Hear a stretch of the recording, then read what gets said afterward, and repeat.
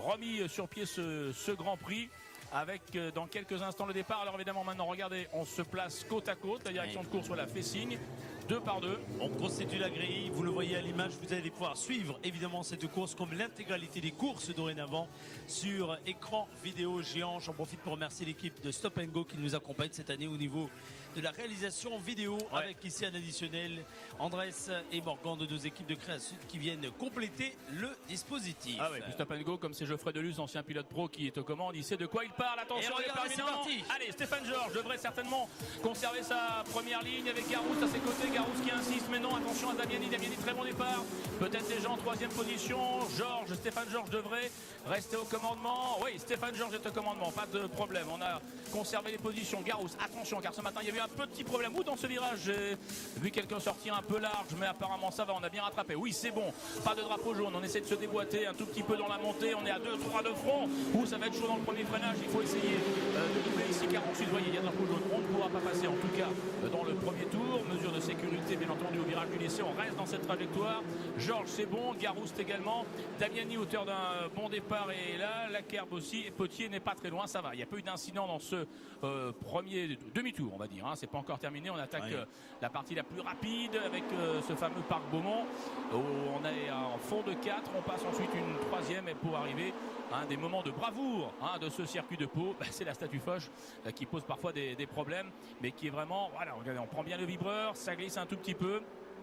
Les midgets qui sont évidemment des voitures identiques pour tout le monde, ce qui permet d'avoir des courses extrêmement spectaculaires avec un tête à queue, attention derrière, tout le monde va l'éviter à l'entrée de Foch, justement, je vous disais, l'un des endroits délicats de ce circuit.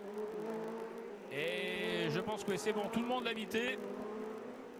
C'est Lessus, numéro 72, qui est parti en tête à queue. 72 en tête à queue, mais rien de grave. Il va peut-être repartir et surtout tout le monde l'a évité. C'était à l'entrée de Foch, juste au moment où je vous disais que ce virage pose pas mal de problèmes aux pilotes. Voilà, on met simplement le drapeau jaune. Je pense qu'il va pouvoir repartir. En tout cas, nous, si on regarde la tête de la course, Georges, Garouste, Lakerbe, Damiani qui essaye d'attaquer. Attention avec une attaque en tête. Alors que Potier là-bas essaye de reprendre un freinage. Il allume les pneus, Potier. Il y a peut-être eu un contact entre les deux. Potier, Damiani. Il a été gourmand là. Potier, Damiani côte à côte. Potier qui a été très très gourmand, la fougue de la jeunesse de ses 18 ans. Il s'est dit il faut y aller. Damiani, attention, on ne va pas se laisser faire. Damiani est à l'intérieur. Voilà, il a l'air de lui dire non mais attends, on ne va pas se laisser faire comme ça par le Benjamin de la Midget Série qui nous a sorti un freinage. Heureusement que Damiani l'a vu et qui s'est un peu écarté, sinon c'était l'accrochage entre les deux. Ça n'a pas marché, ça n'a pas passé, mais vous voyez que déjà on est parti à fond. Georges, Garouste, Lakerbe, Damiani, Potier, on a gardé les positions de la grille. Terrier 6e.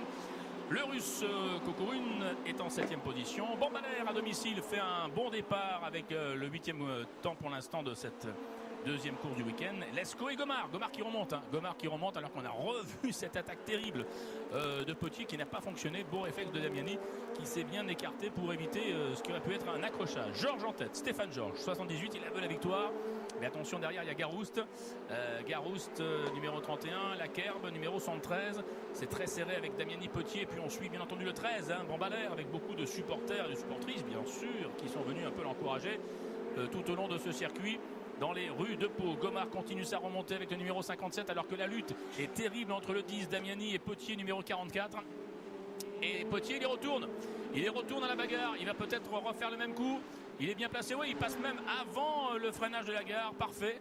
Dans la courbe, très rapide Potier, voilà c'est fait. Superbe dépassement du jeune Potier numéro 44 qui devient ainsi 4e de cette course. Cette fois Damiani a ouvert un petit peu la porte, n'a pas insisté, il a eu raison. Stéphane Georges le plus rapide en course, ça se confirme avec le meilleur temps.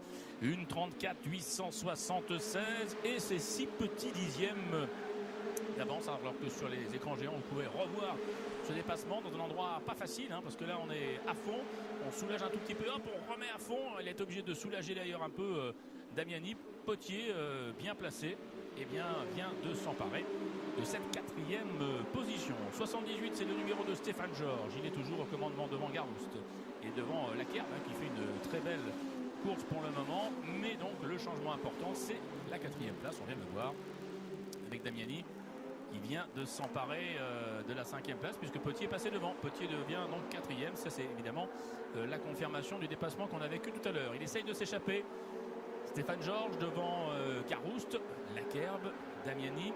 Derrière, il y a des belles bagarres avec Canarozzo, Durst, Herbe et Cordero, l'autre pilote de Pau. On se bat là pour la 13, 14, 15 et 16e position de cette hiérarchie de la Midget Series version 1300 cm3, puisqu'on aura la 2 litres tout à l'heure.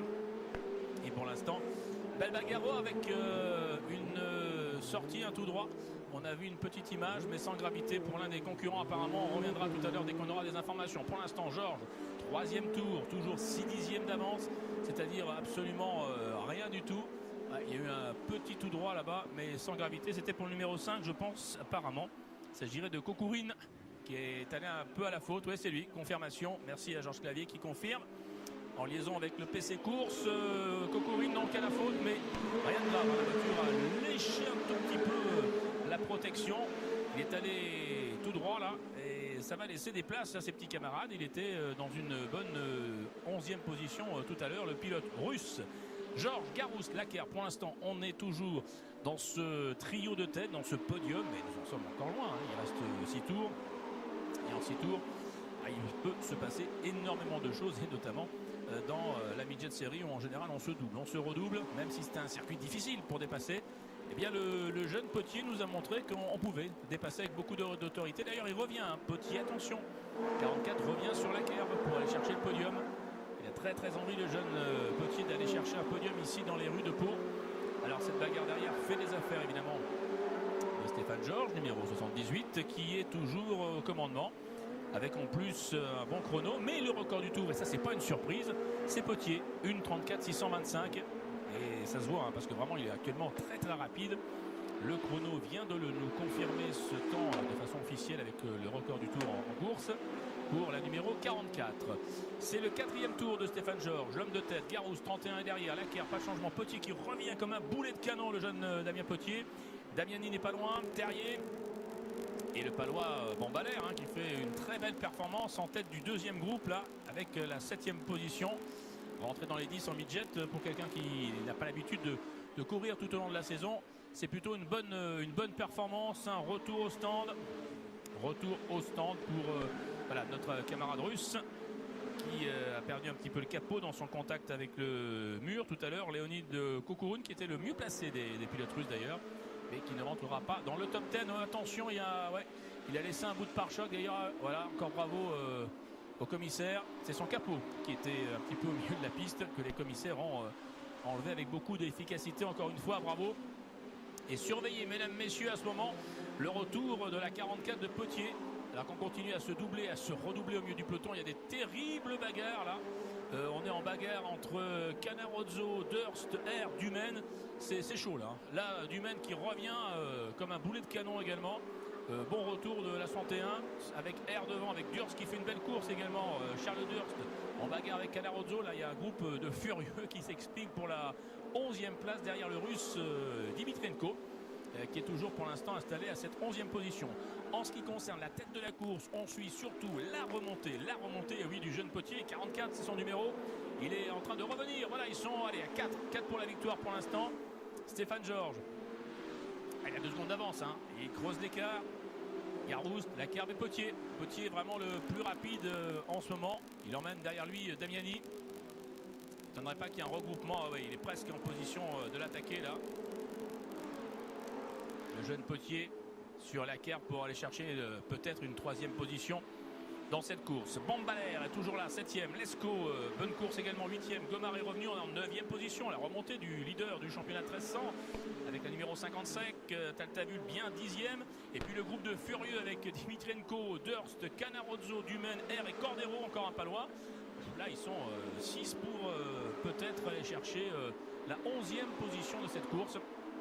Mais il nous reste encore 4 tours de compétition, 4 tours qui vont être extrêmement animés. Georges respire un petit peu, pourquoi? Parce que derrière Garouste, Lakerbe et Potier sont en train de s'expliquer, alors que le groupe de furieux dont je vous parlais, où il y a Canarozzo, Dumaine, continue à s'expliquer. Canarozzo qui tient tête pour l'instant à Dumaine, mais ça risque peut-être de bouger. Il y a Charles Duce devant qui essaie d'attaquer Dimitrenko. Voilà un groupe extrêmement intéressant, où on est en train de peut-être se doubler et se redoubler d'ici les 4 derniers tours. C'est Stéphane Georges qui a repris avec beaucoup d'autorité le meilleur temps en course en 1:33 800. Là, c'était dans le tour précédent.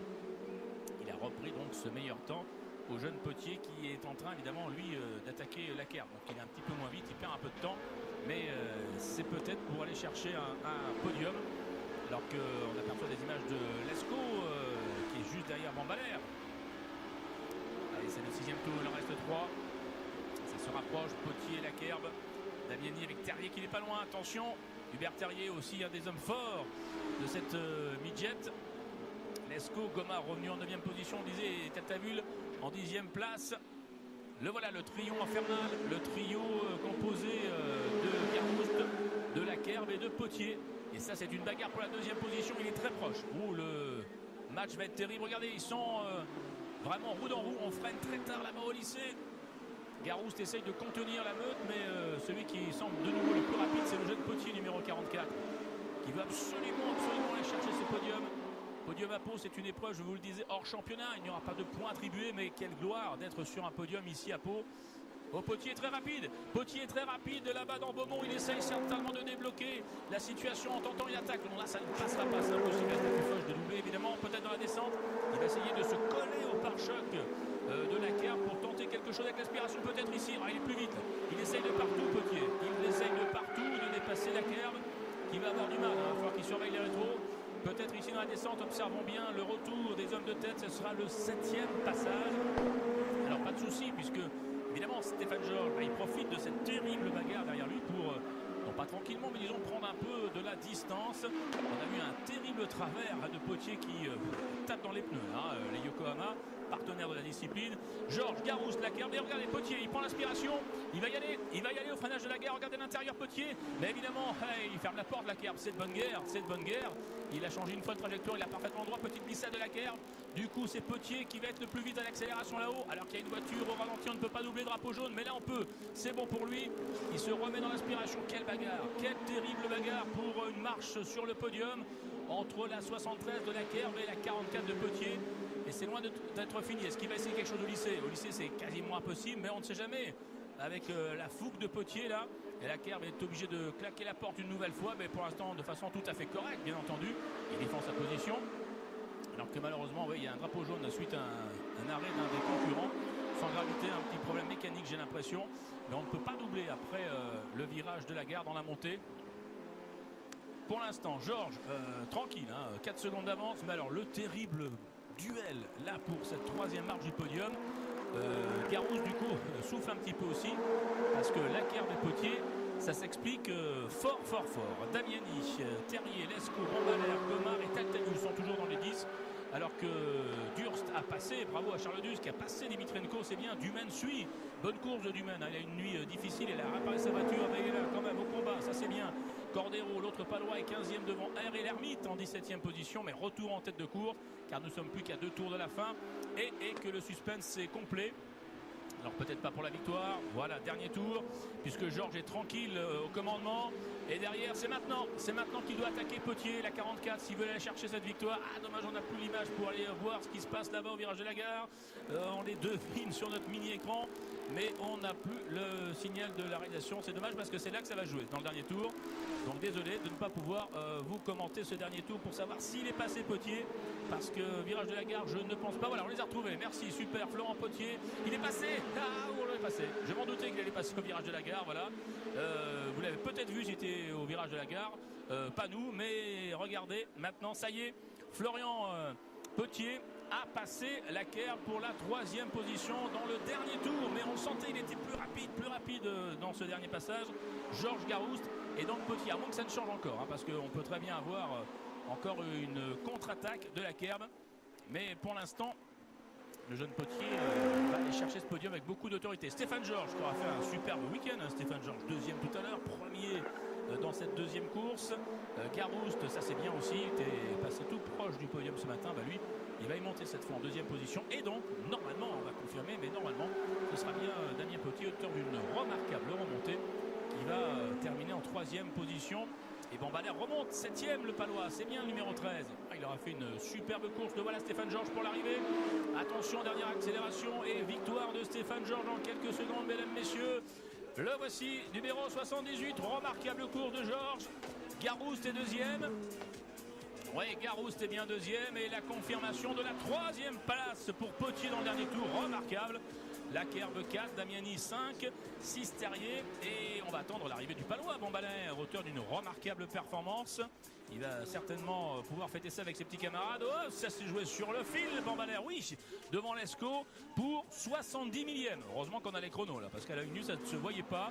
La remontée de Gomard à la 9e place et Taltavul qui termine 10 devant le groupe de Furieux qui va arriver dans quelques instants, qui devrait être composé de Charles Durst, Dimitrenko, Dumaine, Canerozzo. Ils se sont pas lâchés, hein, tout ce petit groupe là bien sympathique.